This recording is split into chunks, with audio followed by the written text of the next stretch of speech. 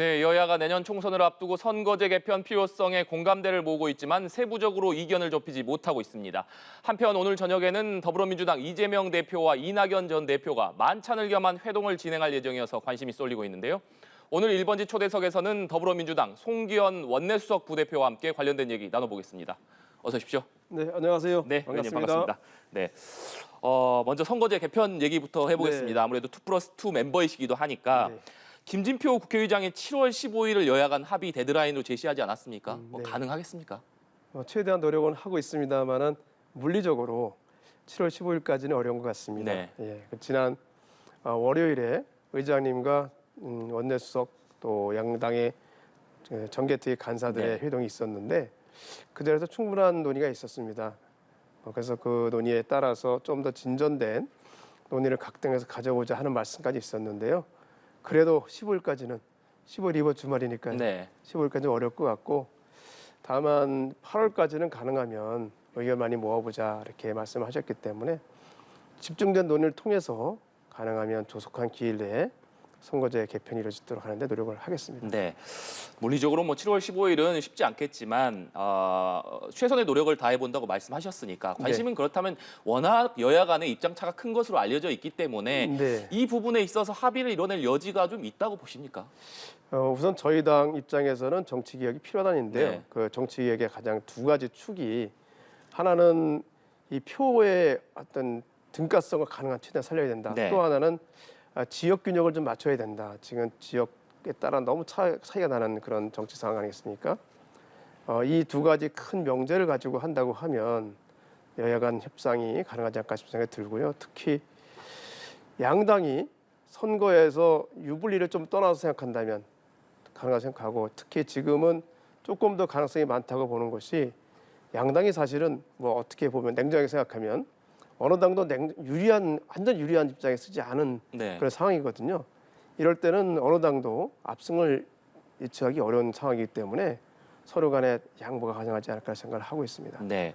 앞서서도 제가 말씀드렸습니다만 여야 간의 이 선거제 개편의 필요성에는 공감을 하고 있는데 그렇다면 가장 크게 의견이 엇갈리는 부분은 어느 지점이라고 볼 수 있을까요? 우선 자세한 얘기는 사실 저희들 협상 내용이기 네. 때문에 말씀드리기 굉장히 어려운데요. 그 비례대표를 어느 정도까지 하느냐 이 부분이 좀 많이 하고 있죠. 네. 그러니까 지역구를 줄여야 되는 문제가 있는데 비례대표를 늘리려고 하면 지역구를 줄여야 되거든요. 근데 지역구를 줄이는 것이 현실적으로 쉽지는 않은 문제는 인정을 하고 있습니다. 양당이. 하지만 지금 여당의 경우, 국민의힘의 경우에는 좀 더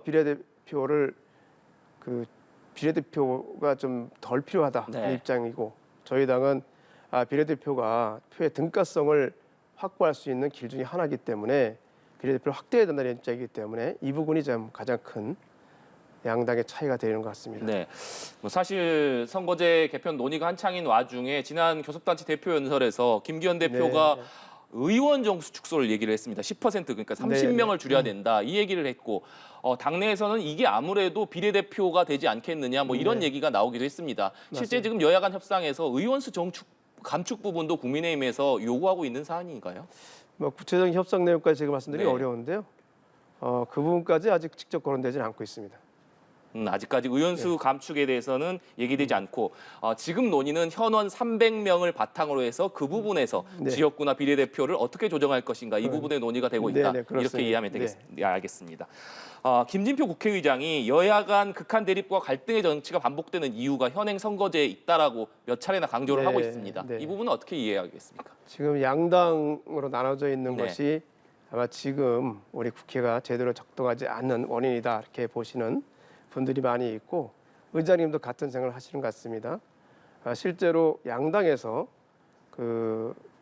특정 지역을 기반으로 한 정당 세력이 계속 공고화된다면 국민의 뜻보다는 일정 지역에서 공천되는 것이 더 중요한 그러한 정치가 계속되기 때문에 결국은 전체 국민을 보는 그런 정치보다는 일정 세력을 보는 정치가 뿌리 뽑히지 않을 가능성이 많다. 그런 점에서는 의장님의 의견이 상당히 공감대가 되는 공감이 가는 그런 의견을 생각이 됩니다. 네, 알겠습니다. 여야 간 합의를 이끌어내기 위해서 노력을 하시겠다고 말씀하셨으니까 뭐 합의가 이끌어지기를 기대해 보겠습니다만 만약에 여야가 선거제 개편에 합의하지 못한다면 사실 지난 총선 때 문제가 됐던 것 중 하나가 위성정당의 출연 아니었습니까? 네, 네. 뭐 다음 총선에서도 위성정당 또 나올 가능성이 있는 건가요? 그래서 위성정당의 폐해에 대해서는 정말 양당이 공감하고 네. 있습니다. 또 그것이 비정상적인 운영이 되고 있다는 것도 이해하고 있고요. 그래서 여야가 합의할 수 있는 최소의 지점은 위성정당 문제를 해결하는 것이 아닌가 네. 생각이 들고요. 그런 차원에서 아마 다른 거는 몰라도 위성정당 문제는 해결할 수 있지 않을까 생각이 듭니다. 네. 그렇다면 다음 총선에서는 지난 총선 때와 마찬가지로 위성정당이 다시 출연하는 일은 없을 것이다. 뭐 이렇게 보면 되겠네요. 예, 그 부분 때문에 선거제도를 여러 방면으로 저희들이 연구를 하고 제안을 하고 있습니다. 네, 알겠습니다. 현안으로 주제를 좀 바꿔보도록 하겠습니다. 오늘 저녁에 이재명 대표와 이낙연 전 대표 간의 만찬 회동이 예정돼 있습니다. 뭐 막걸리도 겸한 회동이 될 것이다. 뭐 이런 얘기도 나오고 있는데 아무래도 두 분의 만남에 큰 관심이 쏠리고 있는 만큼 어떤 이야기들이 오갈 것이냐 이 부분이 좀 궁금한 상황입니다. 의원님께서는 어떻게 전망하십니까? 민주당이 좀 잘 나갈 수 있는 방안을 차로 말씀하시는 기회가 되지 않을까 싶은 생각이 듭니다. 네. 두 분 다 민주당의 큰 리더이시기 때문에 우선 당이 하나가 될 수 있는 길을 좀 말씀하셨으면 좋겠고 아마 그렇게 말씀하시지 않으려 생각이 들고요. 또 하나는 지금 정세가 윤석열 정부가 강압적인 지금 통치를 하고 있다는 상황이기 때문에 그것을 민주당이 정말 효과적으로 대응할 수 있는 길에 대해서 서로 의견을 나누는 기회가 있지 않을까 생각을 합니다. 네.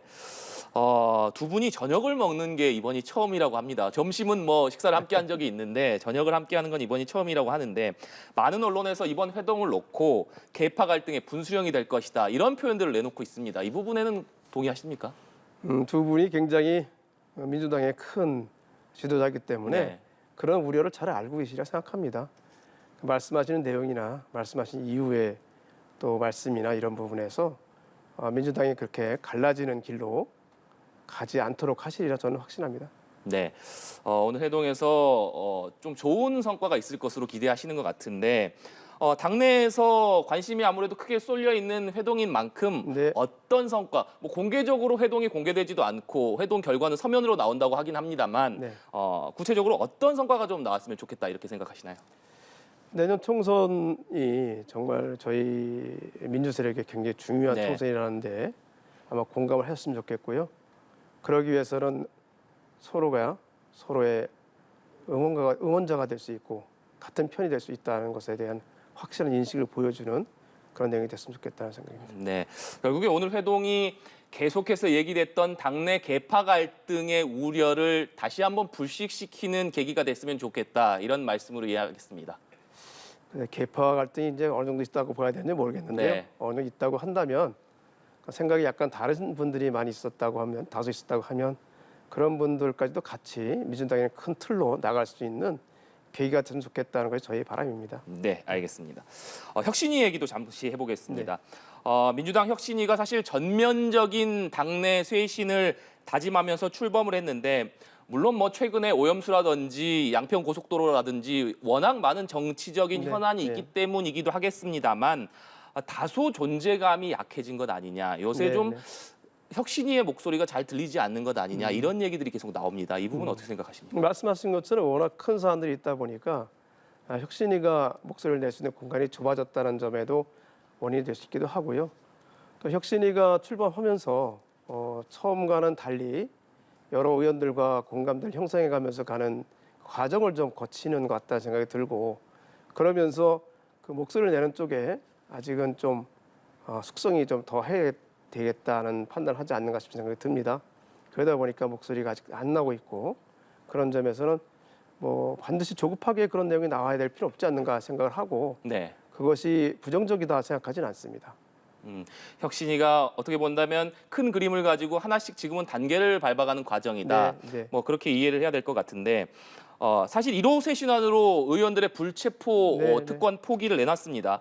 이것을 놓고 당내에서 큰 호응이 없는 것 아니냐 이런 얘기도 나오거든요. 네, 네. 근데 그 점에 대해서 나오자마자 네. 지도부에서는 그 기본적 입장은 이제 말씀을 드렸죠. 혁신의 그 결정을 존중한다는 뜻을 말씀드렸고요.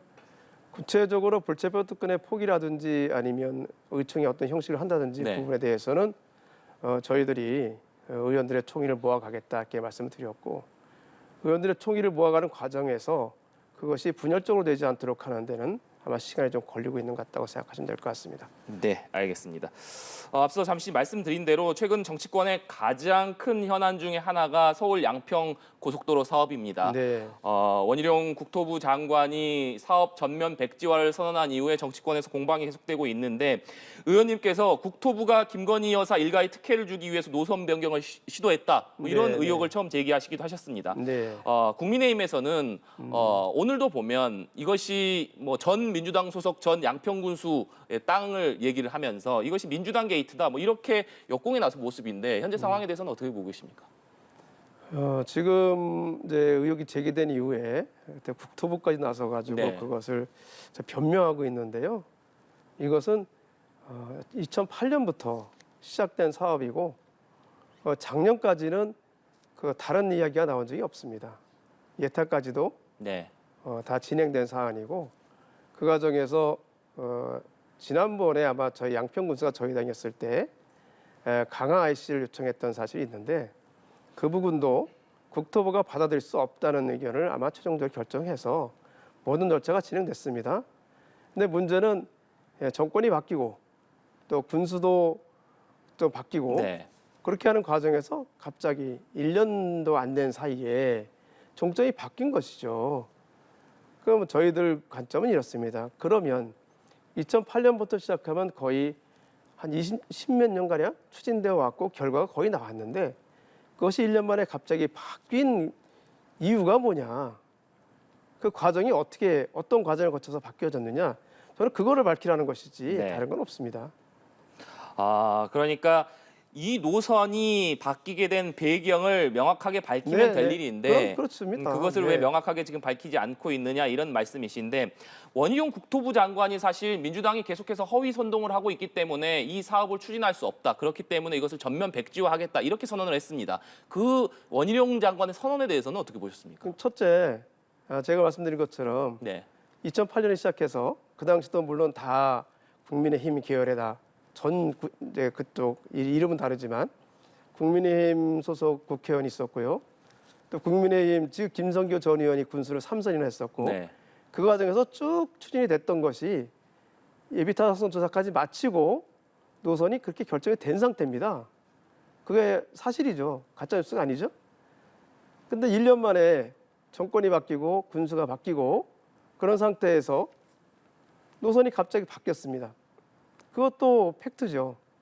또 바뀐 강상면 그 부분에는 김건희 여사 그 친정 어머니나 그 관련된 사람 소유의 토지가 다수 있습니다. 네.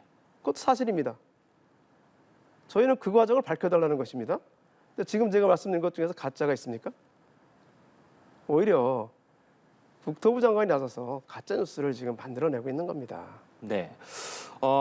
지금 말씀해 주신 대로 원희룡 장관이 사업의 전면 백지화를 선언한 이후에 사실 국민의힘에서는 이것이 사업 전면 중단이 아니고 백지화가 아니고 사업 중단이다 뭐 이런 입장을 밝히기도 했고 민주당에서는 지금 원안 추진위원회를 만들어서 이것을 원안대로 추진하면 된다 이렇게 요구하고 있는 상황 아니겠습니까? 네. 그런데 어제 국토부에서는 기자회견을 갖고 현재 상태에서 사업을 추진하는 것은 사실상 불가능하다 이렇게 얘기를 했습니다. 네. 이 부분은 어떻게 보십니까? 그거는 정부가 네. 추진해야 될 일이죠. 지금까지 예비타당성 조사까지 끝낸 사업이고 제가 말씀드렸지 않습니까? 2008년부터 추진돼서 이제 겨우 결실을 보려던 사업이고 대통령께서 공약까지 한 사업이고 네. 그러면 그대로 실현을 해야죠. 다른 이유가 필요한가요? 저는 다른 말이 필요 없다고 생각합니다. 네.